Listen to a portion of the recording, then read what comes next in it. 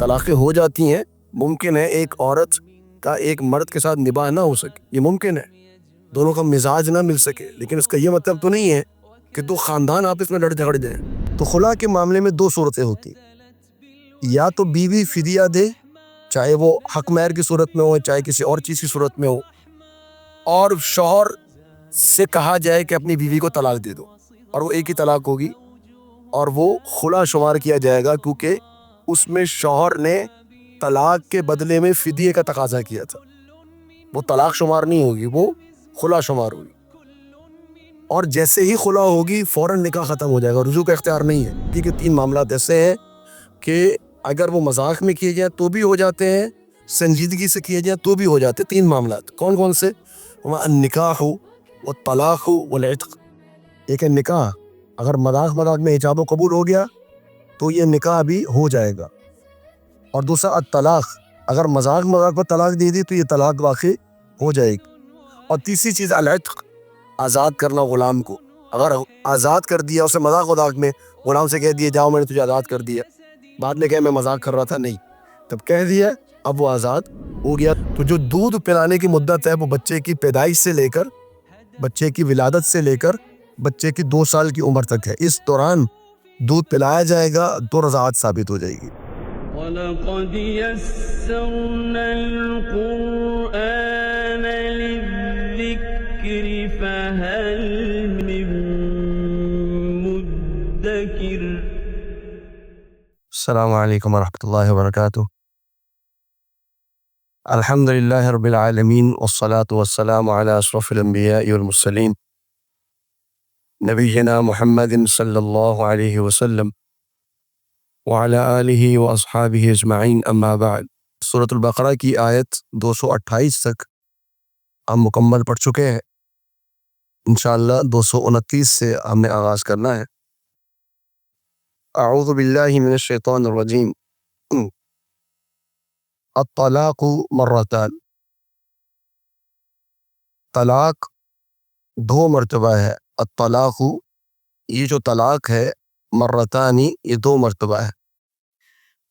آپ کو یاد دہانی کرا دوں کہ ہمارا جو مسئلہ چل رہا تھا گزشتہ آیات میں، وہ طلاق کے مسائل ہم پڑھ رہے تھے، اور ان مسائل میں ہم نے یہ پڑھا کہ طلاق جو ہے وہ اس کی جو عدت ہے وہ 3 حیض ہے، اور 3 حیض تک یا 3 ایام تک کسی بھی شخص کو طلاق کے بعد شوہر کو رجوع کا حق حاصل ہے۔ یہ گزشتہ آیت میں ہم نے پڑھا۔ اب یہاں اللہ تعالیٰ نے اس آیت کے آغاز میں یہ فرمایا کہ الطلاق مرتان۔ الطلاق میں آپ دیکھ سکتے ہیں کہ طلاق کے شروع میں الف لام، طلاق مرتان نہیں کہا بلکہ الطلاق مرتان۔ تو یہ جو الف لام ہوتا ہے عربی زبان میں، یہ کسی چیز کو جو ہے وہ خاص کرنے کے لیے آتا ہے کہ اس چیز کی بات ہو رہی ہے، یعنی خاص طلاق ہے جو 2 مرتبہ ہے۔ یہ کون سی خاص طلاق ہے؟ یہ طلاق ہے جو رجعی طلاق ہے، جس کے بعد رجوع کا اختیار انسان کے پاس ہوتا ہے، یہ 2 مرتبہ ہے۔ تو 2 مرتبہ انسان طلاق دے سکتا ہے، اور یہ قرآن مجید کے الفاظ پر اگر آپ غور کریں گے تو اللہ تعالیٰ نے یہ نہیں فرمایا کہ الطلاق طلاقین، کہ طلاقیں 2 ہیں، یہ نہیں فرمایا، طلاق 2 مرتبہ ہے۔ تو 2 مرتبہ جب مرتن کے الفاظ آتے ہیں تو مرہ کا جو لفظ ہے یہ زمانے کے لیے بولا جاتا ہے، یعنی اس کا مطلب یہ ہے کہ طلاق کے لیے ایک زمانہ ہے جس میں 1 مرتبہ طلاق ہوتی ہے اور اس کے کچھ عرصے کے بعد دوسری مرتبہ طلاق ہوتی ہے۔ تو طلاق 2 مرتبہ ہے، یہ نہیں فرمایا اللہ تعالیٰ نے کہ طلاقیں 2 ہیں، کیا فرمایا؟ طلاق 2 مرتبہ ہے، پہلے 1 مرتبہ طلاق ہوگی، اس کے کچھ عرصے کے بعد دوسری مرتبہ طلاق ہوگی۔ تو یہ معنی ہے الطلاق مرتان۔ پھر آگے فرمایا کہ فَإِمْسَاكٌ بِمَعْرُوفٍ، بس روک لینا ہے، امساکن روکنا ہے، بمعروف اچھے طریقے کے ساتھ، او تصریح یا چھوڑ دینا ہے، بإحسان احسان کرتے ہوئے۔ ان 2 جملوں میں بہت ایک جو معنی ہے اللہ رب العالمین نے وہ بیان کر دیے۔ یا تو روک لوں معروف کے ساتھ، معروف کا جو معنی ہے عربی زبان میں، معروف ہر ایک ہے، معروف جو شرعی معروف ہے۔ شرعی معروف کا مطلب جیسے ہم کہتے ہیں کہ امر بالمعروف، نیکی کا حکم دینا. تو معروف کا مطلب ہے نیکی. ایک ہے معروف کی جس کو ہم کہتے ہیں کہ جو زمانے کے اندر جو جس چیز کو اچھا سمجھا جا رہا ہو، عرف سے ہے معروف، یعنی جو سوسائٹی میں جس چیز کو اچھا سمجھا جائے تو اس کو معروف کہا جاتا ہے. اس کو عرف بھی کہتے ہیں اور معروف بھی کہتے ہیں. تو امساکم بمعروف میں دونوں چیزیں ہیں، یعنی جو شریعت نے حکم دیا ہے وہ بھی آپ نے اس کا خیال کرنا ہے، اور جو سوسائٹی کے اندر، جو سوسائٹی میں کسی بھی عورت کے لیے رائٹس سمجھے جاتے ہیں، جن کو اچھا سمجھا جاتا ہے، وہ اس عورت کو آپ نے دینا ہے اور اس کے ساتھ آپ نے اس کو روکنا ہے. امساکم بمعروف یعنی رجوع کر لو، اور رجوع کر کے بیوی کو اپنے پاس اچھے طریقے کے ساتھ روک لو. او تسریح باحسان، اور اگر تم روکنا نہیں چاہتے تو تسریح کا معنی ہے چھوڑ دینا، آزاد کر دینا. باحسان، یہ اللہ رب العالمین کا حکم، احسان کرتے ہوئے. احسان کرتے ہوئے چھوڑنے کا مطلب کیا ہے؟ احسان کا مطلب ہے نیکی کرنا، اچھائی کرنا، کسی پر کسی کے عوض میں اس سے زیادہ دینا، یہ اس کو کہتے ہیں احسان. تو جب کسی کو آزاد کرے ایک مرد، جب کسی عورت کو طلاق دے اور اس سے اپنا معاملہ ختم کر لے، اپنا تعلق ختم کر لے، اور وہاں پر جو تعلق ختم کرنے کا جو طریقہ کار ہے وہ یہ نہیں ہے کہ خاندانوں میں جھگڑے پڑ جائیں اور ایک دوسرے کے اوپر بہتان اور الزام تراشی کر دی جائے اور چیزوں کی لسٹ سے بھیج دی جائے کہ جی یہ چیزیں تھی ہماری، یہ واپس کریں، اتنے کپڑے جوڑے کے ہم نے دیے تھے یہ بھی واپس کریں، اتنا زیور ہم نے دیا تھا یہ بھی واپس کریں. یہ اللہ رب العالمین نے اس کا سے منع کیا. چھوڑنا ہے اچھے طریقے کے ساتھ چھوڑ، یہ نہیں کہ لڑائی جھگڑے کر کے اور خاندانوں کے خاندان آپس میں پھر ان کے درمیان خطا کلامی ہو جائے اور بالکل جدائیاں ہو جائے اور لڑائی جھگڑے پڑ جائیں. ایسے نہیں کرنا. طلاقیں ہو جاتی ہیں، ممکن ہے ایک عورت کا ایک مرد کے ساتھ نباہ نہ ہو سکے، یہ ممکن ہے، دونوں کا مزاج نہ مل سکے، لیکن اس کا یہ مطلب تو نہیں ہے کہ دو خاندان آپس میں لڑ جھگڑ جائیں، خاندانوں کے اندر جو ہے وہ رشتے ٹوٹ جائے اور ختم ہو جائے. ایسا نہیں کرنا چاہیے. تو یہ اللہ رب العالمین کا فرمان ہے کہ روکنا ہے تو اچھے طریقے کے ساتھ روکو، آزاد کرنا ہے تو اچھے طریقے کے ساتھ آزاد، جو دیا ہے اس کو دے دو. پھر یہ لسٹ نہیں بھیجو کہ ہم نے یہ دیا ہے تو یہ چیزیں واپس کریں. یہ معاملات ایک مرد کو لائق نہیں، ایک مرد کی شان کے لائق نہیں ہے کہ وہ عورتوں کو دی ہوئی چیزیں پھر وہ لسٹ پہ بھیجے واپس کہ جی یہ چیزیں مجھے واپس کر. جو آپ نے ہدیہ دے دیا وہ ہدیہ عورت کا ہے، اور جو مرد کو ہدیہ ملا وہ ہدیہ مرد کا ہے. اس کو معلق نہیں کر سکتے آپ، اس کو لٹکا نہیں سکتے کہ نہیں جب تک شادی ہے، جب تک تمہارے پاس ہے، جب شادی ختم ہو گئی تو واپس کرنا پڑے گا. یہ تو کوئی ہدیہ نہیں. ہدیہ میں تو پراپرٹی چینج ہو گئی، اونرشپ چینج ہو گئی، اب وہ تو کسی اور کو مل گیا. اب وہ جس کو مل گیا وہ اس کا ہے، اب آپ اس سے واپس نہیں لے سکتے. اس کا آگے بھی تذکرہ آئے گا. جیسے فرمائے کہ وَلَا يَحِلُّ لَكُمْ، تمہارے لیے حلال نہیں ہے، ان تأخذوا مما آتیتموہن، ان تأخذوا کہ تم لو، مما ان چیزوں میں سے، آتیتموہن جو تم نے ان عورتوں کو دی ہیں، شیئن کچھ بھی تم واپس لو، یہ تمہارے لیے حلال نہیں. جو مرد نے عورت کو دے دیا، جو مرد کی فیملی نے عورت کو دے دیا، اس میں سے کچھ بھی واپس نہیں لے سکتے. الا مگر ان یخافا، یہ کہ وہ دونوں اس بات کا خوف رکھتے ہوں، اللہ یقیما حدود اللہ، کہ وہ دونوں اللہ رب العالمین کے حدود کو قائم نہیں رکھ سکیں گے. یعنی ان دونوں کو یہ بات سمجھ میں آ جائے کہ ہمارا آپس میں نباہ نہیں ہو سکتا. اللہ کے حدود کو قائم رکھنے کا مطلب کہ عورت مرد کی اطاعت کرے اور مرد عورت کا خیال رکھے، یہ اللہ کی حدود ہے. اب ممکن ہے کہ مرد جو ہے وہ عورت کا خیال نہ رکھ پا رہا ہو، یا ممکن ہے کہ عورت مرد کی خدمت نہ کر پا رہی ہو، دونوں کا آپس میں نباہ نہیں ہو پا رہا. جب یہ سچویشن ہو جائے تو فرمایا کہ فَإِنْ خِفْتُمْ، بس اگر تمہیں یہ خوف ہو، اللہ یقیم حدود اللہ، کہ وہ دونوں اللہ کی حدود کو قائم نہیں رکھ سکیں گے اور ان دونوں کا نباہ نہیں ہو سکے گا، فلا جناح، بس کوئی حرج نہیں، علیہما ان دونوں پر، فیما افتدت بھی، اس چیز میں جو وہ فدیہ دے دے، بھی جو چیز وہ فدیے میں دے دے، فیما افتدت بھی جو عورت اپنی طرف سے بطور فدیہ کے دے دے اور شوہر سے علیحدگی اختیار کر لے، اس پہ کوئی حرج نہیں. اب یہ ہے اس کا لفظی معنی، لیکن اس کا جو مسئلہ یہاں پر ذکر ہو رہا ہے وہ مسئلہ ہے خلا کا۔ پہلے مسئلہ آپ نے پڑھا طلاق کا، طلاق میں آپ نے ابھی تک ایک مسئلہ یہ پڑھ لیا کہ طلاق جو ہے اس کے بعد رجوع کا اختیار ہوتا ہے۔ کتنی بار رجوع کا اختیار ہوتا ہے؟ 2 مرتبہ رجوع کا اختیار ہوتا ہے۔ دور جاہلیت میں لا تعداد مرتبہ مرد کو یہ اختیار تھا کہ وہ رجوع کر لیتا، طلاق دیتا پھر رجوع کر لیتا، طلاق دیتا پھر رجوع کر لیتا، پھر طلاق دیتا، 100 مرتبہ طلاق دے کے رجوع کر لیتے تھے۔ اللہ رب العالمین نے اس اختیار کو محدود کر دیا، فرمایا کہ نہیں، اب 2 مرتبہ اختیار ہے، بس اب 2 مرتبہ تمہیں رجوع کا اختیار ہے۔ اچھا، اگر ایک عورت وہ اپنے مرد سے، اپنی شوہر سے علیحدگی اختیار کرنا چاہ رہی ہو اور شوہر اس کو چھوڑنے پر راضی نہ ہو، تو اب یہ مسئلہ چلا جاتا ہے طلاق کے بجائے خلا کی طرف۔ خلا کا جو مسئلہ ہے وہ اللہ رب العالمین نے ان چند جملوں میں بیان کر دیا کہ اگر عورت یہ سمجھے کہ میرا نباہ نہیں ہو سکتا شوہر کے ساتھ، تو پھر وہ جو اس کو ہدیہ ملا ہے یا جو چیزیں بھی اس کو ملی ہیں وہ فدیے میں دے کر اپنے شوہر سے جدائی کا اور علیحدگی کا تقاضا کر سکتی۔ اور یہ ہوا نبی کریم صلی اللہ علیہ وسلم کے دور میں۔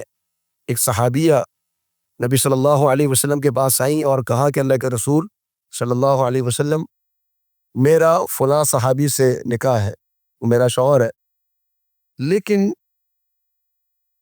میں یہ ڈرتی ہوں اس بات سے کہ کہیں میں گناہ میں مبتلا نہ ہو جاؤں۔ کیوں؟ کیونکہ میں اس کی اطاعت نہیں کر سکتی، میرا اس سے دلی لگاؤ نہیں ہے، میں اس کے ساتھ نہیں رہ سکتی۔ بعض روایت میں یہ الفاظ موجود ہے کہ اس صحابی نے اس صحابیہ کو تشدد کا نشانہ بنایا تھا، مارا پیٹا تھا۔ اس صحابیہ نے کہا کہ میں ان کے ساتھ گزارا نہیں کر سکتی۔ تو نبی صلی اللہ علیہ وسلم نے اس صحابی کو بلایا اور کہا کہ کیا آپ اس کو طلاق دیں گے؟ کہا کہ میں تو طلاق نہیں دوں گا۔ تو نبی صلی اللہ علیہ وسلم نے اس صحابیہ سے کہا کہ تمہارے شوہر نے ایک باغ حق بہر میں دیا تھا، ایک باغ کھجور کا حق بہر میں دیا تھا، کیا تم یہ باغ اپنے شوہر کو واپس کرنے پر رضامند ہو؟ اس نے کہا جی ٹھیک ہے، میں یہ باغ جو انہوں نے مجھے دیا تھا میں واپس ان کو کرنے پر تیار ہوں۔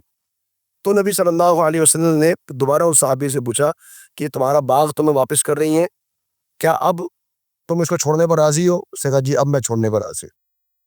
اب یہ خلا کا معاملہ ہے۔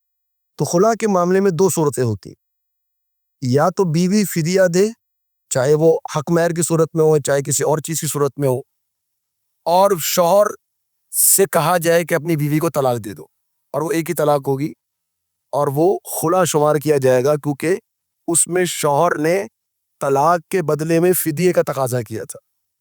وہ طلاق شمار نہیں ہوگی، وہ خلا شمار ہوگی، اور جیسے ہی خلا ہوگی فوراً نکاح ختم ہو جائے گا، رجوع کا اختیار نہیں ہے، رجوع کا اختیار نہیں ہے۔ اور دوسری صورت یہ ہے کہ شوہر پھر بھی راضی نہ ہو، شوہر پھر بھی راضی نہیں ہے، تو اب یہاں پر فیصلہ کرے گی عدالت، اور عدالت کا جو فیصلہ ہے اس کو ہم طلاق نہیں کہتے، اس کو ہم کہتے ہیں فسخ نکاح۔ عدالت فیصلہ کرتی ہے، جج فیصلہ کرتا ہے کہ آپ دونوں کا جو نکاح ہے وہ ختم ہو گیا، میں نے فیصلہ کر دیا، آپ نے جو حق مہر دیا تھا یہ آپ کو واپس کر رہی ہیں، اور میں یہ فیصلہ کر رہا ہوں کہ اب آپ کے درمیان نکاح ختم ہو گیا۔ اس کو کہتے ہیں فسخ نکاح۔ اس کا اختیار ہے عدالت کے پاس، حاکم کے پاس، قاضی کے پاس، وہ یہ فیصلہ جا سکتا ہے۔ جیسے ہمارے ہاں کورٹ میں خلا کا مقدمہ دائر کیا جاتا ہے، اور کورٹ پھر یہ فیصلہ کرتی ہے کہ ان کا جو ہے واپس میں خلا ہو گیا، ان کا نکاح ختم ہو گیا، اس کو ہم کہتے ہیں فسخ نکاح۔ اس کی صورت اللہ رب العالمین نے یہاں پر بیان فرمائی کہ وہ فدیہ دے، یعنی اپنا جو حق مہر ہے وہ واپس کرے، اور پھر شوہر اس کو ایک طلاق دے دے جو کہ خلا شمار ہوگی کیونکہ اس نے حق مہر واپس کیا۔ یا پھر اگر وہ طلاق دینے پر رضامند نہیں ہے اور عدالت یہ دیکھ رہی ہے کہ میاں بیوی کا نکاح نہیں ہو سکتا، تو پھر عدالت فسخ نکاح کا فیصلہ کر دے اور ان دونوں کا تعلق ختم ہو جائے گا۔ تو خلا کے اندر رجوع کا اختیار عورت کے پاس، مرد کے پاس نہیں ہے کہ وہ عورت سے رجوع کر سکے۔ اور عورت کے اوپر عدت کتنی ہے؟ عورت کے اوپر عدت ہے 1 ایام حیض۔ طلاق کے اندر 3 حیض ہے، اور عورت جو خلا لے اس کے لیے 1 حیض اس کی جو ہے وہ عدت ہے۔ تو یہ ہے خلا کا معاملہ۔ آگے فرمائے کہ تلک حدود اللہ، یہ اللہ رب العالمین کی حدود ہیں، فلا تعتدوها، تو تم ان سے تجاوز مت کرو، یعنی ان کو کراس مت کرو، ان سے آگے مت بڑھو۔ ومن یتعد حدود اللہ، اور جو اللہ رب العالمین کے حدود کو تجاوز کر جائے، آگے بڑھ جائے اللہ کی حدود سے، فاولئک هم الظالمون، بس وہی لوگ ہیں جو ظالم ہیں۔ دیکھیے اللہ رب العالمین کی جو حدود ہوتی ہے نا، وہ دو قسم کی ہوتی ہے۔ ایک ہے اللہ رب العالمین کی حدود جو حلال معاملات میں ہے، جیسے یہاں پر ہے نکاح کے مسئلے میں اللہ کی حدود ہے، طلاق کے مسئلے میں اللہ کی حدود ہے کہ طلاق کب دینی ہے، کتنی دینی ہے اور کس طریقے سے دینی ہے، یہ اللہ کی حدود ہے۔ خلا ہے، خلا کے معاملے میں کیسے خلا واقع ہوگی، عدت کتنی گزاری جائے گی، رجوع کا اختیار ہے یا نہیں ہے، یہ اللہ کی حدود ہے۔ اللہ رب العالمین ان حدود کے بارے میں یہ فرماتا ہے کہ اللہ کے حدود کو سے آگے مت پڑھو۔ اگر اللہ رب العالمین نے یہ حد کے رکھی ہے کہ ایک موقع پر ایک طلاق دینی ہے تو ایک ہی طلاق دو، یہ اللہ کی حد ہے۔ اگر اللہ رب العالمین نے حد یہ رکھی ہے کہ عورت کو طلاق ہو جائے تو 3 حیض اس نے عدت گزارنی ہے تو وہ 4 نہیں کر سکتی، اس کو 3 ہی کرنی ہے، یہ اللہ کی حدود ہے۔ اللہ کی حدود سے آگے نہیں بڑھنا، یہ ہے حلال کے اندر اللہ رب العالمین کے حدود۔ جیسے آپ نماز میں کہہ لیں، نماز میں 4 رکعتیں ظہر میں ہیں، آپ 5 نہیں پڑھ سکتے، فجر میں 2 ہیں، آپ 3 نہیں پڑھ سکتے، تو یہ اللہ رب العالمین کی حدود ہے حلال معاملات میں اور فرائض کے اندر۔ اور ایک اللہ رب العالمین کی حدود ہیں جو ہوتی ہیں حرام چیزوں میں، ان کے معاملے میں اللہ رب العالمین یہ نہیں فرماتا کہ اللہ کی حدود سے تجاوز مت کرو، بلکہ اللہ رب العالمین کیا فرماتا ہے، وَلَا تَقْرَبُوا، اللہ کے حدود کے قریب مت جاؤ، اللہ کے حدود کے قریب مت جاؤ، یہ اللہ تعالیٰ نے حرام کر دیا ہے، اس حرام کے تم نے قریب نہیں جانا۔ کیونکہ دونوں چیزوں میں اللہ رب العالمین کی حدود کے الفاظ جو ہیں وہ قرآن مجید کے اندر استعمال ہوئے۔ تو یہاں پر یہ حلال معاملات میں اللہ کی حدود ہے، خلا کے اندر، طلاق کے اندر، ان سے تم نے تجاوز نہیں کرنا، اور جو ان سے آگے بڑھے گا وہ ظالم، اللہ رب العالمین کی حدود سے جو آگے بڑھے گا وہ ظالم۔ آگے اگلی آیت میں ایک اور مسئلہ اللہ تعالیٰ نے بیان فرمایا، وہ مسئلہ کیا ہے، فَإِن طَلَّقَهَا، بس اگر وہ شخص اپنی بیوی کو طلاق دے دے، اب یہ تیسری طلاق کی بات ہو رہی ہے، 2 طلاقیں ہو گئیں، 2 کے بعد اب تیسری طلاق کی بات ہو رہی ہے کہ اگر وہ طلاق دے دے، فَلَا تَحِلُّ لَهُ، تو وہ عورت، فَلَا تَحِلُّ، وہ عورت حلال نہیں ہوگی، لہو، اس مرد کے لیے، من بعد، اس طلاق کے بعد، اس تیسری طلاق کے بعد اب وہ عورت اس مرد کے لیے حلال نہیں ہے، حتیٰ، یہاں تک کہ تنکحہ، وہ عورت نکاح کر لے، زوجن، کسی شوہر سے، غیرہ، اس کے پہلے شوہر کے علاوہ، کسی اور شوہر سے وہ نکاح کر لے، تو اس کے بعد فَإِن طَلَّقَهَا، اگر یہ دوسرا شوہر اس کو طلاق دے دے، فَلَا جُنَاحَ عَلَيْهِمَا، تو ان دونوں پر کوئی گناہ نہیں ہے، أَن يَتَرَاجَعَا، کہ وہ دونوں آپس میں رجوع کر لیں، یعنی اس نے 3 طلاقیں دی، 3 طلاقیں دینے کے بعد اس عورت نے کہیں اور شادی کی، اور شادی کرنے کے بعد پھر اس کو وہاں سے طلاق ہو گئی، یا اس کا شوہر فوت ہو گیا، اب وہ دوبارہ اپنے پہلے شوہر کے ساتھ رجوع کر سکتی ہے، ان ظنّا، اگر ان دونوں کو اس بات کا گمان ہو، ان یقیما، کہ وہ دونوں قائم رکھیں گے، حدود اللہ، اللہ تعالیٰ کی حدود کو۔ اس آیت میں اللہ تعالیٰ نے اس مسئلے کو بیان فرمایا کہ 3 طلاقوں کے بعد بیوی اپنے شوہر، سابقہ شوہر کے اوپر حرام ہو جاتی ہے جب تک کہ وہ کسی اور شوہر سے نکاح نہ کر لے۔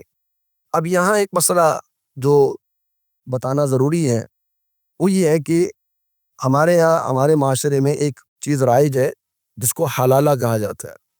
یہ حلالہ کا جو ایک لفظ یا ایک صورت جو جواز کی نکال لی گئی ہے، یہ قطعاً جائز نہیں ہے۔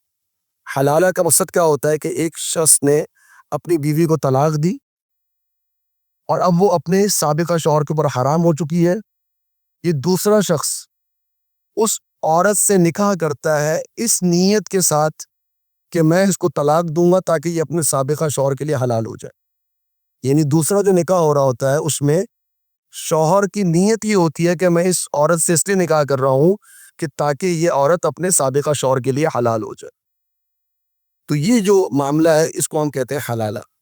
اور نبی کریم صلی اللہ علیہ وسلم نے بالکل واضح حدیث ہے، سنن نسائی کی، جامع ترمذی کی، آپ صلی اللہ علیہ وسلم نے فرمایا لعن اللہ المحلل والمحلل لہ، اللہ رب العالمین کی لعنت ہے اس شخص پر جو حلالہ کرائے، یعنی جس نے اپنی بیوی کو طلاق دی اور پھر اس کے بعد اس نے اس کو حلالہ کے لیے پیش کیا۔ وہ المحلل، بلکہ محلل سے مراد وہ ہے کہ جو نکاح کر رہا ہے اس نیت سے کہ اپنے سابقہ شوہر کے لیے حلال ہو جائے۔ والمحلل لہ، اور اس پر بھی لعنت ہے کہ جس سابقہ شوہر کے لیے اس بیوی کے ساتھ حلالہ کیا جا رہا ہے۔ تو اب اللہ کی لعنت، تو اللہ رب العالمین کی جو لعنت ہو کسی معاملے کے اوپر، یہ کام جائز ہو سکتا ہے؟ کیا جائز نہیں ہو سکتا؟ جو کام جائز نہیں ہو سکتا تو کیا وہ کام کرنا ہمارے لیے یا ایک جواز کی صورت نکالنا، یا کس استثناء نکالنا، ہیلا کرنا، یہ درست ہے؟ قطعاً درست نہیں۔ اور ہمارے یہاں سے مراد بر صغیر میں خاص طور پہ اور پاکستان کے اندر دو بڑی غلطیاں ہیں جو کی جاتی ہیں طلاق کے معاملے کے اندر۔ ایک بڑی غلطی کہ ایک شخص اپنی بیوی کو 3 طلاقیں دیتا ہے، اور 3 طلاقیں دینے کے بعد ایک ہی وقت میں 3 طلاقیں دیتا ہے، اور وہ یہ سمجھتا ہے کہ میری بیوی مجھ پر حرام ہوئی۔ یہ پہلی غلطی، کیونکہ جب اس نے 3 طلاقیں دیں اس وقت قرآن اور حدیث کی روشنی میں، جیسا کہ میں پہلے بیان کر چکا ہوں، وہ طلاقیں 3 نہیں ہیں بلکہ 1 ہے۔ یا 3 کو 3 سمجھنا، یہ پہلی غلطی۔ دوسری غلطی یہ کہ پھر وہ چونکہ ابھی بھی اپنے شوہر کے نکاح میں ہے، اس کے باوجود بھی اس کو اس شوہر سے متعلقہ سمجھا جاتا ہے، اور پھر اس کا ایک اور نکاح کرا دیا جاتا ہے، نکاح پر نکاح کر دیا جاتا ہے حلالہ کی نیت سے۔ اب یہ ایک اور بڑی غلطی ہے۔ تو وہ تو پہلے ہی اپنے شوہر کے نکاح میں، ابھی تو طلاق باقی ہی نہیں ہوئی، یہ 3 طلاقیں تھی ہی، 1 طلاق وہ اپنے شوہر کے نکاح میں ہے، یہ دوسرے حلالے کا نکاح کراتے وقت اب یہ نکاح کے اوپر نکاح ہو گیا۔ تو اسی لیے نبی صلی اللہ علیہ وسلم نے التیس المستعار کہا کہ ادھار لیا وہ سانڈ جس سے حلالہ کرایا جاتا ہے۔ اور جناب عمر رضی اللہ عنہ نے اپنے دور میں یہ بات ارشاد فرمائی تھی کہ اگر مجھے معلوم ہوا کہ کسی شخص نے کسی عورت سے حلالہ کی نیت سے نکاح کیا ہے تو میں اس پر زنا کی حد قائم کروں گا، اگر وہ شادی شدہ ہے تو رجم کر دیا جائے گا، شادی شدہ نہیں تھا تو اس کو کوڑے مارے جائیں گے۔ تو یہ اس کی حد ہے۔ تو لہذا یہ طریقہ کار جو ہمارے ہاں بڑی کثرت کے ساتھ اور بڑے افسوسناک معاملات ہمارے سامنے آتے ہیں بسا اوقات اس ایک معاملے کی وجہ سے کہ شرم سے نگاہیں جھک جاتی، ایسے معاملات ہمارے سامنے آتے ہیں۔ تو یہ چیز قطعاً درست نہیں ہے۔ اللہ رب العالمین کو حیلہ کر کے بیوقوف بنا رہے ہیں معاذ اللہ۔ کیا اللہ رب العالمین کو علم نہیں ہے کہ یہ شخص جو نکاح کر رہا ہے اس کی نیت کیا ہے نکاح کرتے وقت؟ تو لہٰذا طلاق 3 دفعہ ہوگی، 3 حیض کے بعد طلاق واقع ہوگی، رجوع کا اختیار موجود ہے حیض کے بعد، اور اس کے بعد اگر 3 طلاقیں ہو گئیں تو اب فطری طریقہ کار، حلالے والا کوئی طریقہ کار جو ہے وہ جائز نہیں۔ فرمایا کہ وَتِلْكَ حُدُودُ اللَّهِ، یہ اللہ رب العالمین کی حدود ہیں، یبینُھا، وہ بیان کرتا ہے تمہارے لیے، یبینُھا، وہ ان حدود کو بیان کرتا ہے، لقوم، ایسی قوم کے لیے، یعلمون، جو علم رکھتی ہے۔ تو اہل علم کے لیے اللہ رب العالمین ان حدود کو بیان کرتا ہے تاکہ ان حدود کو عوام الناس کو بتایا جائے اور عوام پھر اس کے مطابق عمل کرے۔ آگے فرمایا کہ وَإِذَا طَلَّقْتُمُ النِّسَاءَ، اب یہ دوبارہ وَإِذَا، اور جب طَلَّقْتُمُ النِّسَاءَ، تم طلاق دو عورتوں کو، اب یہ دوبارہ جو بات ہو رہی ہے یہ دوبارہ ان طلاقوں کے بارے میں بات ہو رہی ہے جن کے بعد رجوع کیا جا سکتا ہے۔ اب یہاں پر رجوع کے حوالے سے ایک اور مسئلہ ذکر ہو رہا ہے۔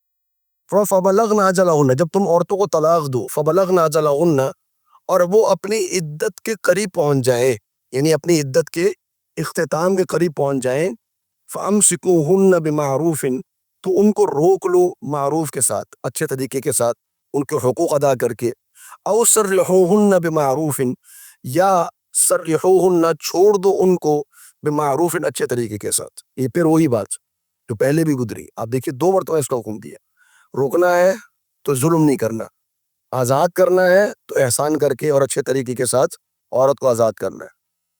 اور آگے پھر مزید تاکید فرمائی کہ وَلَا تُمْسِكُوهُنَّ، وَلَا تُمْسِكُوا، اور تم نہ روکو، ہن، ان عورتوں کو، ضِرَارًا، نقصان پہنچانے کے لیے، لِتَعْتَدُوا، تاکہ تم زیادتی کرو۔ ان عورتوں کو طلاق دینے کے بعد اس لیے نہ روکو کہ تم نے مزید ان پر ظلم ڈھانے ہیں، مزید ان کے ساتھ زیادتی کرنی ہے۔ اگر تمہارا ارادہ ہے نباہ کرنے کا، اچھے طریقے کے ساتھ لے کے چلنے کا، تو ضرور روکو، لیکن اگر تمہارا ارادہ ظلم و زیادتی کا ہے تو پھر یہ تمہارے لیے جائز نہیں ہے۔ وَمَن يَفْعَلْ ذَلِكَ، اور جو شخص یہ کام کرے گا، فقد ظلم نفسہ، تو تحقیق اس نے اپنے آپ پر ظلم کیا، اس نے اس عورت پہ ظلم نہیں کیا، در حقیقت اس عورت پر ظلم کر کے اس نے اپنے آپ پر ظلم کیا ہے۔ اور آگے فرمایا کہ وَلَا تَتَّخِذُوا، اور تم نہ بناؤ آیات اللہ، اللہ رب العالمین کی آیات کو ہزواً، مذاق، اللہ رب العالمین کی آیات کو مذاق نہ بناؤ، ان کو مذاق نہیں اڑانا چاہیے۔ یا اہل علم نے دو معاملات ذکر کیے اس آیت کی روشنی میں، ایک یہ کہ اللہ رب العالمین کی آیات سے مراد ہے اللہ تعالیٰ کے احکامات، تو اللہ رب العالمین کے احکامات کا مذاق نہیں اڑانا چاہیے۔ جو حکم اللہ رب العالمین نے دیا اس کے اوپر سنجیدگی کے ساتھ انسان کو غور و فکر کرنا چاہیے، اور اس کو لطیفے نہیں بنانے چاہیے اور اس کے چٹکلے نہیں بنانے چاہیے۔ اور دوسری بات یہ کہ یہ جو احکامات جو اللہ تعالیٰ نے دیے ہیں ان کو بطور مذاق کے ادا نہ کیا جائے۔ اسی لیے نبی صلی اللہ علیہ وسلم کا یہ فرمان ہے کہ اگر طلاق مذاق میں بھی دی جائے تو طلاق واقع ہو جاتی ہے۔ اگر کوئی انسان اپنی بیوی سے مذاق کرتے ہوئے طلاق کہہ دے تو بھی اس کی طلاق جو ہے وہ واقع ہو جاتی ہے۔ جیسا کہ میں نے پہلے بھی حدیث ذکر کی کہ 3 معاملات ایسے ہیں کہ اگر وہ مذاق میں کیے جائیں تو بھی ہو جاتے ہیں، سنجیدگی سے کیے جائیں تو بھی ہو جاتے ہیں۔ 3 معاملات کون کون سے؟ النکاح والطلاق والعتق۔ ایک ہے نکاح، اگر مذاق میں ایجاب و قبول ہو گیا تو یہ نکاح بھی ہو جائے گا، اور دوسرا الطلاق، اگر مذاق پر طلاق دے دی تو یہ طلاق واقع ہو جائے گی، اور تیسری چیز العتق، آزاد کرنا غلام کو۔ اگر آزاد کر دیا اسے مذاق میں، غلام سے کہہ دیا جاؤ میں نے تجھے آزاد کر دیا، بعد میں کہا میں مذاق کر رہا تھا، نہیں، تب کہہ دیا اب وہ آزاد ہو گیا۔ تو یہ صحیح حدیث ہے کہ 3 معاملات مذاق میں بھی کیے جائیں تو واقع ہو جاتے۔ آگے فرمایا وَاذْكُرُوا نِعْمَتَ اللَّهِ، اللہ تعالیٰ کی نعمت کو یاد کرو، علیکم، جو اللہ نے تم پر کی ہے، وَمَا أَنزَلَ عَلَيْكُمْ، اور جو نازل کیا تم پر، من الکتاب والحکمت، کتاب کو بھی اور حکمت کو بھی۔ یہاں دیکھیے دونوں چیزیں، اللہ رب العالمین نے قرآن مجید کو بھی نازل کیا اور حکمت کو بھی نازل کیا۔ اب کتاب سے مراد کیا ہے؟ قرآن مجید، اور حکمت سے مراد کیا ہے؟ حکمت سے مراد ہے نبی کریم صلی اللہ علیہ وسلم کی احادیث۔ تو قرآن مجید تو نازل ہوا، یہ تو ہمیں معلوم ہے، قرآن مجید نازل ہوا، جبریل علیہ السلام لے کر آئے۔ حکمت کیسے نازل ہوئی؟ حدیث کیسے نازل ہوئی؟ حدیث بھی باقاعدہ نازل ہوئی ہے۔ اسی لیے علماء وحی کی 2 اقسام بیان کرتے ہیں، ایک ہے وحی جلی، واضح وحی، اور ایک ہے وحی خفی، یعنی جو مخفی وحی ہے۔ وحی جلی کیا ہے، واضح وحی کیا ہے؟ قرآن مجید، جبریل علیہ السلام آئے اور وحی کو لے کر آئے، نبی صلی اللہ علیہ وسلم پر وحی نازل ہوئی، آپ صلی اللہ علیہ وسلم نے قرآن کی صورت کا بیان کر دی۔ وحی خفی کیا ہے؟ کہ جو وحی ہمیں نظر نہیں آ رہی، لیکن اللہ کے رسول صلی اللہ علیہ وسلم کی زبان پر، زبان مبارک پر، یا آپ کے سینے پر اس وحی کا نزول جاری ہے۔ اسی لیے آپ کی زبان سے جو بھی کلمہ جاری ہوتا ہے وہ کلمہ وحی کی روشنی میں جاری ہوتا ہے، اور یہ بات اللہ تعالیٰ نے قرآن مجید میں بھی ذکر کی ہے، وَمَا يَنْتِقُ عَنِ الْهَوَىٰ إِنْ هُوَ إِلَّا وَحْيٌ يُوحَىٰ۔ وَمَا يَنْتِقُ، نطق، یہ اگر آپ قرآن مجید کے الفاظ پر غور کریں گے تو آپ کو اندازہ ہوگا، ایک ہے تکلم، ایک ہے نطق۔ تکلم، کلام کہتے ہیں ایسی بات کو کہ جس کا کوئی مفہوم ہو، جس کا کوئی مفہوم ہو۔ نطق کہتے ہیں ایسی چیز کو کہ جس کا کوئی مفہوم ہو یا نہ ہو، یعنی ایک آپ کی اگر نبی صلی اللہ علیہ وسلم کی زبان مبارک سے کوئی ایسا لفظ نکل جائے جس کا کوئی مفہوم نہیں ہے، جیسے ہمارے یہاں تعجب میں اوہ کہہ دیا جاتا ہے، یا تکلیف وقت اف کہہ دیا جاتا ہے، تو یہ جو نطق ہے، یہ نطق بھی اللہ کے رسول صلی اللہ علیہ وسلم کا بغیر وحی کے نہیں ہے۔ کلام تو دور کی بات، وما ينطق عن الهوى، اپنے خواہش سے نطق نہیں کرتے، ان هو الا وحی یوحیٰ، یہ وحی اللہ کی جو نازل کی جاتی ہے۔ تو اس آیت میں اللہ تعالیٰ نے واضح فرمایا کہ کتاب اور حکمت دونوں اللہ رب العالمین نے تم پر نازل فرمایا ہے، یعظکم بہ، اب یہاں ایک اور بات، یعظکم، وہ نصیحت کرتا ہے، اللہ تعالیٰ تمہیں نصیحت کرتا ہے بھی اس کے ساتھ۔ اگر آپ عربی گرامر کو سمجھتے ہو تو آپ کو معلوم ہوگا یہ بھی، یہ با کا مطلب ہوتا ہے ساتھ، اور ہا کا مطلب ہوتا ہے اس کے، یہ پروناؤن ہے، ضمیر کہتے ہیں اس کو، اور یہ پروناؤن سنگولر ہے، یعنی یہ واحد کی ضمیر ہے۔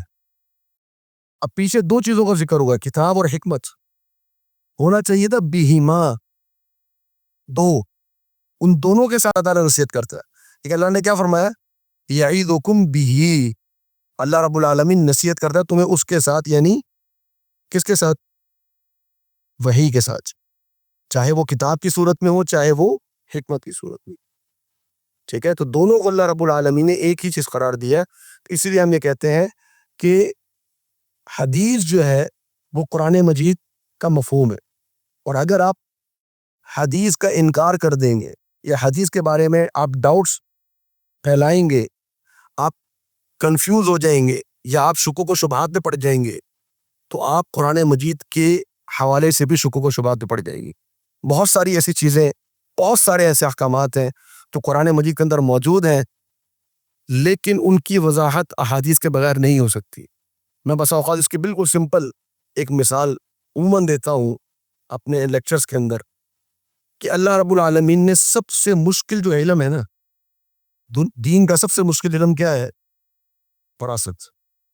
دین کا سب سے مشکل علم ہے وراثت۔ اللہ رب العالمین نے مکمل وراثت کو محض 3 آیات میں بیان کر دیا، محض 3 آیات کے اندر اللہ تعالیٰ نے، آپ کوئی بھی سینیریو نکال لیں وراثت کا، کوئی بھی صورت نکال لیں وراثت کی، آپ ان 3 آیات میں وہ مل جائے گی، کوئی بھی حالت ہو۔ سب سے مشکل علم کو اللہ رب العالمین نے 3 آیات میں بیان کر دیا۔ کیا آپ مجھے قرآن مجید میں ایک آیت دکھا سکتے ہیں کہ جس پر اللہ تعالیٰ نے نماز کا مکمل طریقہ بیان کیا؟ اللہ رب العالمین چاہتا تو نماز کا مکمل طریقہ ایک آیت میں بیان ہو سکتا تھا، آدھی آیت میں بیان ہو سکتا تھا۔ اللہ رب العالمین نے وضو کا طریقہ ایک آیت میں بیان کر دیا، اذا قمتم من الصلاة فاغسلوا وجوهكم وايديكم الى المرافق وامسحوا برؤوسكم وارجلكم الى الكعبين، وضو کا مکمل طریقہ بیان ہو گیا۔ تو کیوں نہیں بیان کیا نماز کا طریقہ؟ یہ بتانے کے لیے کہ تاکہ تمہیں نماز اگر پڑھنی ہے تو وہ تمہیں محمد صلی اللہ علیہ وسلم سے اس طریقے کو لینا پڑے گا۔ اسی لیے آپ صلی اللہ علیہ وسلم فرمایا صلو کما رأیتمونی اصلی، اس طرح نماز پڑھو جس طرح تم مجھے دیکھتے ہو کہ میں نماز پڑھتا ہوں، جس طرح تم مجھے دیکھتے ہو کہ میں نماز پڑھتا ہوں۔ تو یہی نماز کا طریقہ وہاں سے ہمیں لینا ہے۔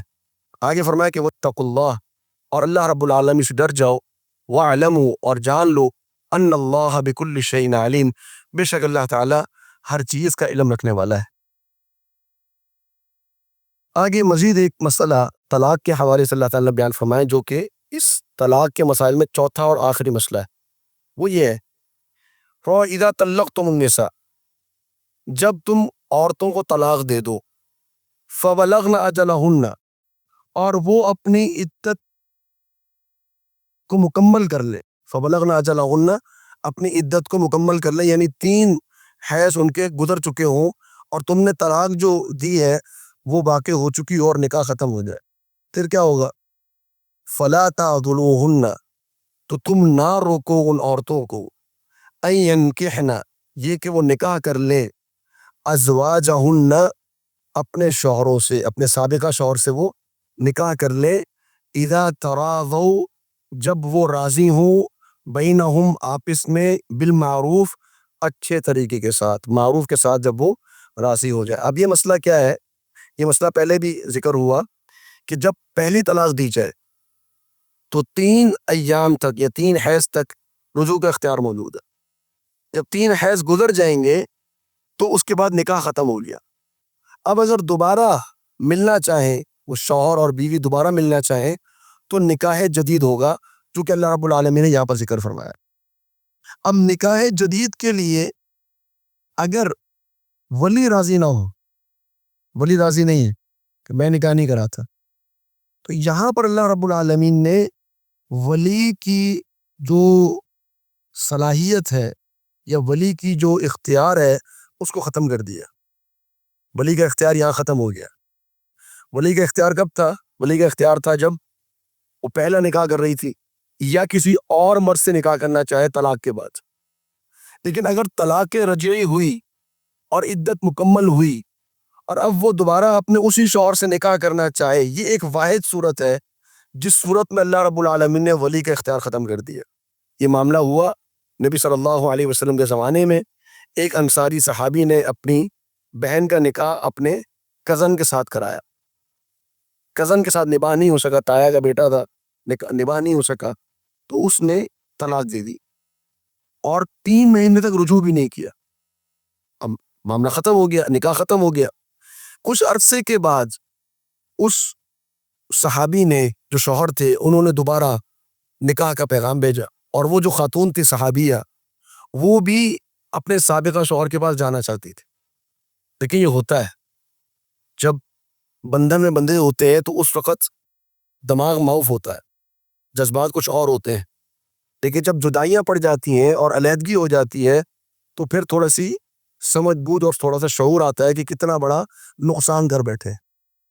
تو اللہ رب العالمین نے یہ موقع رکھے، رجوع کر لو، چلو نکاح ختم ہو گیا تو دوبارہ نکاح کر لو۔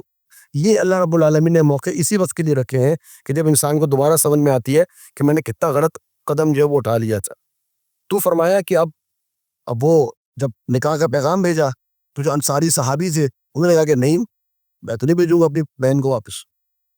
اب یہ غیرت آ گئی تھی کہ میری بہن کو تم نے تنگ کیا اور پھر اس کو تم نے طلاق دی تھی اور پھر 3 مہینے تک تم نے رجوع بھی نہیں کیا، میں واپس نہیں بھیجوں۔ اللہ رب العالمین نے اس موقع پر یہ آیت نازل فرمائی اور فرمایا کہ فَلَا تَعْضُلُوهُنَّ أَن يَنكِحْنَ أَزْوَاجَهُنَّ إِذَا تَرَاضَوْا بَيْنَهُم بِالْمَعْرُوفِ، کہ جب وہ عورت اپنے سابقہ شوہر کے پاس جانا چاہے تو اب ولی کے پاس یہ اختیار نہیں ہے کہ وہ اس کو روک سکے۔ ذَلِكَ، یہ بات، يُوعَظُ بِهِ، نصیحت کی جا رہی ہے اس کے ذریعے سے، من، اس شخص کو، کان منکم، جو تم میں سے ہے، یؤمن باللہ، جو اللہ پر ایمان رکھتا ہو، والیوم الآخر، اور آخرت کے دن پر ایمان رکھتا ہو۔ تو مومن کو اس بات کی نصیحت کی جا رہی ہے کہ جب وہ واپس نکاح کرنا چاہیں تو درمیان میں رکاوٹ نہ بنو۔ ذالکم ازکی لکم، یہ تمہارے لیے زیادہ تزکیے کا باعث ہے، وہ اطہر، اور زیادہ پاکیزگی کا باعث ہے۔ یہ قابل غور جملہ ہے، زیادہ تزکیے کا باعث ہے اور زیادہ پاکیزگی کا باعث ہے۔ کیوں؟ وہ عورت واپس اپنے شوہر کے پاس جانا چاہ رہی ہے۔ اگر تم اس کا نکاح زبردستی کسی اور جگہ کر دو گے جبکہ ابھی اختیار موجود ہے کہ واپس جا سکتی ہے وہ، لیکن اگر تم درمیان میں رکاوٹ ڈالو گے تو ممکن ہے کہ اس عورت کا دل اس شوہر کے ساتھ اٹکا رہے، اور جو وہ اپنی نئی زندگی جہاں تم نے اس کا نکاح کر دیا ہے وہاں پر اس کا نباہ نہ ہو سکے۔ یہ ایک معاملہ ہے، ایک شوہر کے ساتھ اس کا تعلق ہے، دلی میلان ہے، دلی تعلق ہے، وہ نہیں کسی اور کی طرف نکاح نہیں کرنا چاہ رہی، اور ولی زبردستی اس کا نکاح کسی اور جگہ پہ کر رہا ہے۔ اب وہ اس کا دل جو ہے وہ لٹکا رہے گا اپنے پہلے شوہر کے ساتھ، تو وہ اپنے جو نیا شوہر ہے، دوسرا شوہر ہے، اس کا وہ وقت اور وہ اس کے ساتھ جو ایک تعلق ہے وہ صحیح طور پہ ادا نہیں کر سکے گی۔ اسی لیے فرمایا کہ ذالکم ازکی لکم، اور یہی معاملہ مرد کا بھی ہے۔ مرد کا بھی یہی معاملہ ہے کہ جب وہ اپنی بیوی کے ساتھ دوبارہ رجوع کرنا چاہے، نکاح کرنا چاہے، اور درمیان میں رکاوٹیں ڈال دی جائیں تو مرد کے بھی یہی کیفیت ہوتی ہے، اس کا بھی یہی حال ہوتا ہے۔ تو زیادہ بہتر یہی ہے کہ اس کا نکاح اسی شوہر کے ساتھ کر دیا جائے۔ واللہ یعلم، اور اللہ رب العالمین علم رکھتا ہے، وانتم، اور تم اس حال میں ہو، لا تعلمون، کہ تم علم نہیں رکھتے، تم لا علمی کی کیفیت میں ہو۔ اصل علم جو ہے وہ اللہ رب العالمین کے پاس ہے، تو جو اللہ رب العالمین تمہیں احکامات دے رہا ہے اس کو غور سے سنو اور اس کو اختیار کرنے کی کوشش کرو۔ تو یہاں تک ان چند آیات میں، 1-2 رکوع کے اندر، اللہ تعالیٰ نے طلاق کے جو مسائل ہیں وہ بیان فرما دیے ہیں۔ میں امید کرتا ہوں کہ انشاءاللہ یہ مسائل آپ کو اچھی طرح سمجھ میں آگے ہوں گے۔ چند ایک باتیں اور ہیں جو انشاءاللہ آگے آیات کے اندر ذکر ہوں گی۔ اب اگلی آیات میں اللہ تعالیٰ نے ایک اور مسئلہ ذکر کیا، وہ یہ ہے کہ والوالدات، اور جو مائیں ہیں۔ اس آیت کے اندر، یہ میں پہلے ابتدا میں بتا دوں کہ اس آیت میں رضاعت کا مسئلہ ذکر کیا گیا، دودھ پلانے کا، اور خصوصاً اس صورت میں کہ اگر جدائی واقع ہو جائے، اور جو عورت ہے اس کے پاس شیر خوار بچہ ہے، دودھ پیتا بچہ ہے، تو اب اس بچے کی کفالت کس کے ذمہ آئے گی اور کون اس کا خرچہ اٹھائے گا؟ اس معاملات کی طرف اشارہ کیا گیا ہے ان آیات کے اندر۔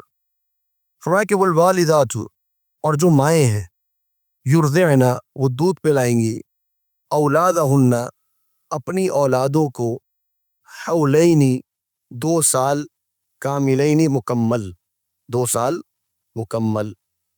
یہ بات ذہن میں رکھیں کہ جہاں پر بھی سال کا ذکر آتا ہے عربی قرآن مجید کے اندر، دین اسلام کے اندر، تو اس سے مراد ہے قمری سال، ہجری سال۔ اس سے مراد ہمارا عیسوی کیلنڈر نہیں ہوتا، ہم جو عیسوی کیلنڈر کے حساب سے چل رہے ہوتے ہیں، یہ غلط۔ تو حولین کاملین کا مطلب جو حولین کاملین، 2 سال مکمل۔ اسی طرح نبی صلی اللہ علیہ وسلم کی جو زندگی ہم گنتے 63 سال، وہ عیسوی سال کے مطابق نہیں ہے۔ عیسوی سال کے مطابق نبی صلی اللہ علیہ وسلم کی جو زندگی ہے وہ تقریباً 60 سال یا 59 سال بنتی ہے۔ اور نبی صلی اللہ علیہ وسلم نے بھی اپنی امت کی جو عمر بیان فرمائی ہے کہ 63 سال سے لے کے 70 سال، تو یہ عمر بھی جو ہے وہ ہجری کیلنڈر کے حساب سے ہے۔ تو ہمیں بھی اپنی عمر جو گننی چاہیے وہ ہجری کیلنڈر کے حساب سے گننی چاہیے، نہ کہ عیسوی کیلنڈر کے حساب سے۔ تھوڑا حولین کاملین، 2 سال مکمل۔ لمن ارادہ، اس شخص کے لیے جو ارادہ کرے، ان یتم الرضاعہ، کہ وہ مکمل کرے گا رضاعت کو۔ تو جو رضاعت کی مدت یعنی دودھ پلانے کی مدت مکمل کرنا چاہے، اس کے لیے 2 سال ہے۔ 2 سال سے کم ہو سکتے ہیں، 2 سال سے زیادہ نہیں ہو سکتے۔ تو جو دودھ پلانے کی مدت ہے وہ بچے کی پیدائش سے لے کر، بچے کی ولادت سے لے کر بچے کی 2 سال کی عمر تک ہے۔ اس دوران دودھ پلایا جائے گا تو رضاعت ثابت ہو جائے گی۔ دودھ کوئی بھی پلائے اس کی رضاعت ثابت ہو جاتی ہے۔ اگر خالہ نے دودھ پلا دیا تو وہ بھی ماں کے حکم میں ہے، چچی نے دودھ پلا دیا وہ بھی ماں کے حکم میں ہے۔ اور رضاعت کا جو رشتہ ہے وہ یہی ہے کہ نبی صلی اللہ علیہ وسلم نے فرمایا کہ یحرم من الرضاع ما یحرم من النسب، کہ رضاعت کی بنیاد پر وہ رشتے حرام ہو جاتے ہیں جو رشتے نسب کی بنیاد پر حرام ہوتے ہیں۔ جیسا کہ بہن بھائی کے اوپر حرام ہے، ماں بیٹے کے اوپر حرام ہے، نانی نواسے کے اوپر حرام ہے، دادی پوتے کے اوپر حرام ہے، خالہ بانجے کے اوپر حرام ہے، اسی طریقے سے جو پھوپھی ہے وہ بھتیجے کے اوپر حرام ہے۔ تو یہ وہ رشتے ہیں جو حرام ہو جاتے ہیں نسب کی بنیاد پر۔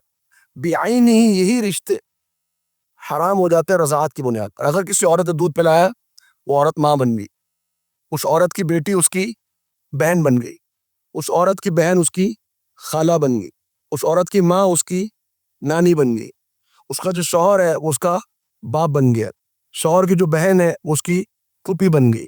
تو اس طریقے سے اس کے رشتے بنتے چلے جاتے۔ تو جس عورت نے دودھ پلایا ہے اس کے ساتھ یہ رشتے اس بچے کے بن جائیں گے۔ تو یہ حکم ہے جو رضاعت کے متعلق نبی صلی اللہ علیہ وسلم نے اس کی تفصیلات بیان فرمائی ہے۔ تو 2 سال رضاعت کی مدت۔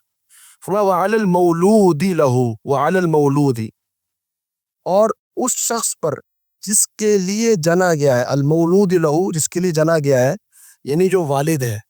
علی المولود لہ کا مطلب والد، والد کے اوپر رزقہن، ذمہ ہے کہ وہ ان کو کھلائے، وکسوتہن، اور ان کو پہنائے، بالمعروف، اچھے طریقے کے ساتھ۔ یعنی جو ماں ہے اس کے جو اخراجات ہیں وہ کس کے ذمہ ہے؟ وہ والد کے ذمہ ہے، چاہے اس نے اپنی بیوی کو طلاق ہی کیوں نہ دے دی ہو۔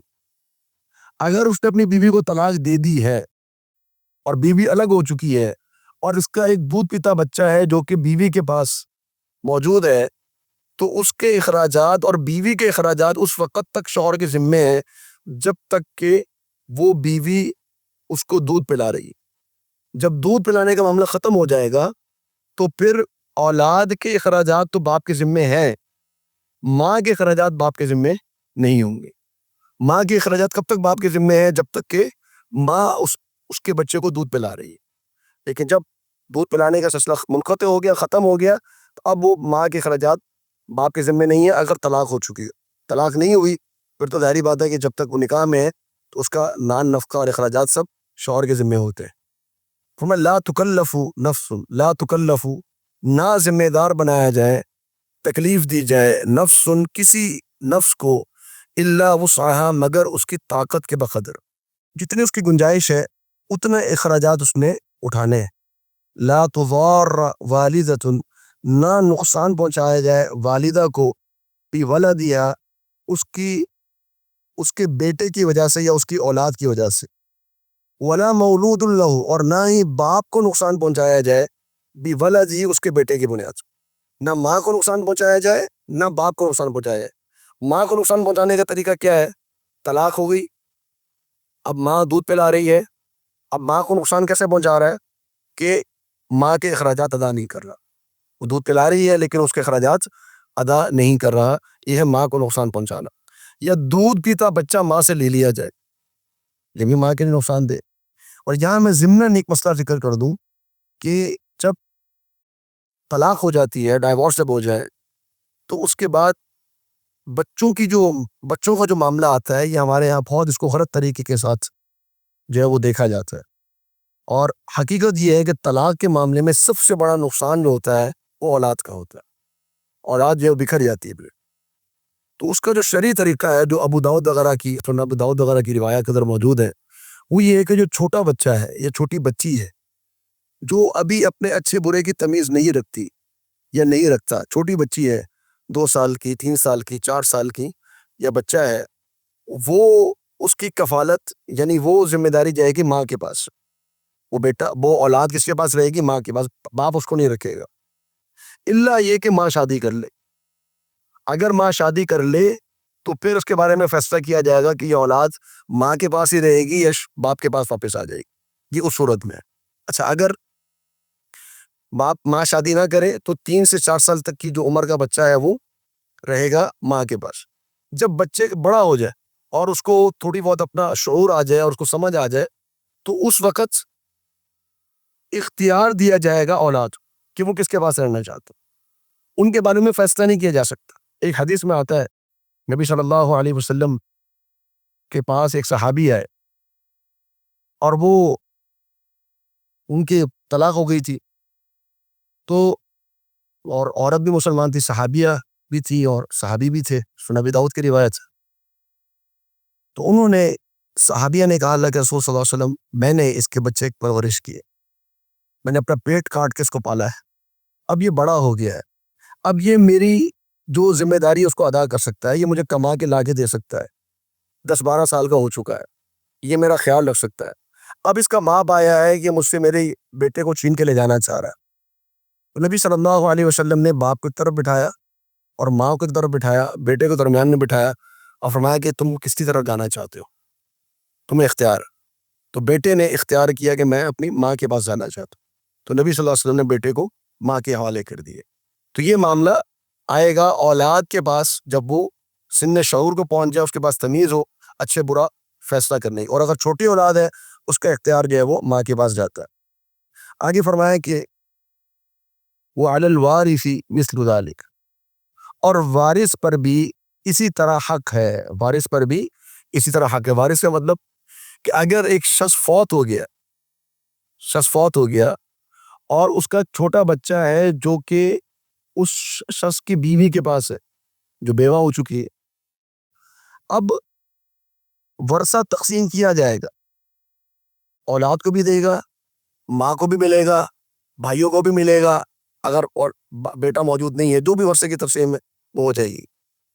لیکن اگر ماں فوت ہونے والے شخص کے دودھ پیتے بچے کو پلا رہی ہے دودھ، تو اس کے وارث کو، یعنی اگر شخص فوت ہوا اس کا باپ زندہ ہے، جو دادا ہے اس اولاد کا، تو دادے کی ذمہ داری ہے کہ وہ اس عورت کے اخراجات برداشت کرے جب تک کہ وہ عورت اس کے پوتے کو یا پوتی کو دودھ پلا رہی ہے۔ اور اگر باپ بھی فوت ہو گیا، بھائی زندہ ہے یا چچا زندہ ہے، جو بھی وارث ہے، اس کی ذمہ داری ہے کہ وہ عورت کے اخراجات کو برداشت کرے جب تک کہ وہ عورت اس کے وارث کی جو فوت ہو گیا اس کی جو وہ اولاد کو دودھ پلا رہی ہے۔ ہاں، جب وہ دودھ کی مدت پوری ہو جائے اس کے بعد پھر اس کے ذمہ اخراجات نہیں ہے، چاہے وراثت تقسیم ہو چکی ہو۔ ایسا نہیں کہ آپ وراثت میں سے حصہ نکالیں گے اور اس حصے میں سے اس عورت کے اخراجات ادا کریں گے، یہ حکم ہے اللہ رب العالمین کا، وعلی الوارث مثل ذلک، کہ وارث کے اوپر بھی اسی طرح حق ہے کہ وہ اپنے جو شخص فوت ہوا اس کی اولاد موجود ہے، جو دودھ پیتی اولاد ہے، اس کی ماں کا وہ اخراجات اٹھائے گا جب تک کہ وہ اولاد کو دودھ پلا رہی ہے۔ آگے فرمایا کہ فَإِنْ أَرَادَ فِصَالٍ، بس اگر وہ دونوں ارادہ کرے دودھ چھڑانے کا، عن تراض منہما، آپس میں رضامندی کے ساتھ، وتشاور اور مشورے کے ساتھ فلا جناح علیہما تو ان دونوں پر کوئی حرج نہیں. یعنی اگر وہ 2 سال سے پہلے دودھ پلانا ختم کرنا چاہتے ہیں، بچہ بھی سال کا ہے یا 1.25 سال کا ہے، اور باپ یہ دیکھ رہا ہے یا ماں یہ دیکھ رہی ہے کہ بچے نے جب وہ خوراک لینا شروع کر دی ہے اور اس کو دودھ کی اتنی ضرورت نہیں ہے، تو وہ اگر ختم کرانا چاہے تو وہ دونوں ماں اور باپ مشورے کے ساتھ یہ کام کریں گے.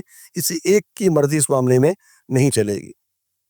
اور وَإِنْ أَرَدْتُمْ اور اگر تم ارادہ کرو ان تسترضعوا یہ کہ تم دودھ پلواؤ اولادکم اپنی اولاد کو فلا جناح علیکم تو تم پر کوئی حرج نہیں ہے اذا سلمتم جب تم دے دو ما آتیتم جو تم نے دینا ہے بالمعروف اچھے طریقے کے ساتھ. یہاں پر ایک اور مسئلہ بیان ہوا کہ اگر کوئی شخص کسی اور عورت سے دودھ پلوانا چاہے، جیسا کہ عرب میں ہوتا تھا کہ جو دیہات کی عورتیں ہوتی تھیں ان کے پاس چھوٹے بچوں کو بھیجا جاتا تھا جو ابھی نو مولود ہوتے تھے اور دودھ پیتے بچے ہوتے تھے. اس جو ہے وہ کہہ لے کانسیپٹ کے ساتھ، نظریے کے ساتھ کہ دیہات کا جو ماحول ہے وہ بڑا ایک مضبوط ماحول ہوتا ہے، وہاں کی خوراک بڑی خالص ہے، تو جو دودھ اس بچے کو ملے گا وہ خالص دودھ ملے گا، اس کانسیپٹ کے ساتھ بھیجا جاتا تھا. اسی لیے نبی صلی اللہ علیہ وسلم کو بھی بھیجا گیا. آپ نے سنا ہوگا، پڑھا ہے آپ نے سیرت کے اندر کہ نبی صلی اللہ علیہ وسلم کو آپ کی والدہ کے علاوہ 2 خواتین نے دودھ پلایا ہے. ایک ہے جناب سویبہ اور ایک ہے جناب حلیمہ رضی اللہ عنہ. تو دونوں نے بعد اسلام قبول کر لیا تھا، جناب سویبہ نے بھی اور جناب حلیمہ نے بھی. تو حلیمہ جو ہے انہوں نے کافی عرصے تک نبی صلی اللہ علیہ وسلم کی نگہداشت کی، 2 سال تک آپ کو پالا، پھر واپس لے کر آئے، پھر مزید 2 سال کے لیے آپ لے گئے. تو 4 سال نبی صلی اللہ علیہ وسلم نے جناب حلیمہ کے پاس گزارے. تو یہ اجازت ہے کہ دودھ کسی اور سے پلوایا جائے، لیکن اس کو بطور اجرت کے جو بھی طے ہوتا ہے تو وہ ان کو دینا ہے. آگے فرمایا واتقوا اللہ اور اللہ رب العالمین سے ڈر جاؤ، وَاعْلَمُوا اور جان لو ان اللہ بے شک اللہ تعالی بما تعملون جو بھی تم عمل کر رہے ہو بصیر وہ دیکھنے والا ہے. اس آیت اللہ تعالیٰ نے بڑے اہم مسائل رضاعت کے تعلق سے، اولاد کے تعلق سے اللہ رب العالمین نے اس آیت کے اندر بیان فرمائے ہیں. اور اس آیت کے ساتھ ہی طلاق کے تقریباً مسائل بیان ہو گئے. چند ایک مسئلہ باقی ہے جو کہ چند آیت کے بعد آگے چل کے انشاءاللہ آئے گا. آگے جو ہے وہ بیوہ کی عدت اور بیوہ کی عدت کے جو مسائل ہیں انشاءاللہ وہ اگلی آیات میں ذکر ہو رہے ہیں.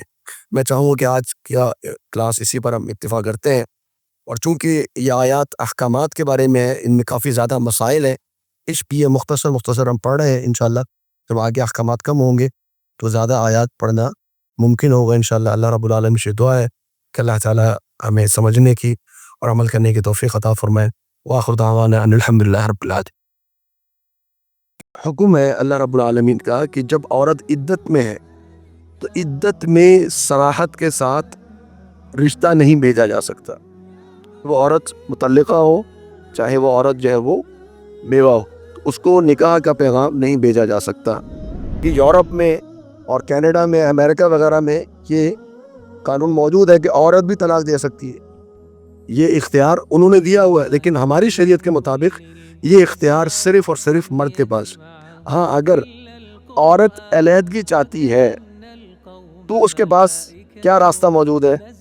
خلا کا راستہ. تو عصر کی نماز کی بڑی اہمیت ہے، بلکہ نبی کریم صلی اللہ علیہ وسلم نے فرمایا کہ جو شخص عصر کی نماز کو چھوڑ دیتا ہے، ترک کر دیتا ہے، نہیں پڑھتا، تو اس کا گناہ ایسا ہی ہے یا اس کا معاملہ ایسا ہی ہے گویا کہ اس نے اپنے اہل و عیال کو اور اپنے کاروبار کو تباہ کر لیا. نبی صلی اللہ علیہ وسلم سے 72 سے زائد صحابہ، 72 سے زائد صحابہ، اتنے صحابہ نے کوئی اور عمل حدیث کا بیان نہیں کیا جنہوں نے رفع الیدین کو نبی صلی اللہ علیہ وسلم سے بیان کیا، بلکہ نبی صلی اللہ علیہ وسلم سے اس عمل کو بیان کرنے والے ایک صحابی وہ بھی ہیں جو نبی صلی اللہ علیہ وسلم کی وفات سے فقط 1 مہینہ قبل مدینہ آئے تھے.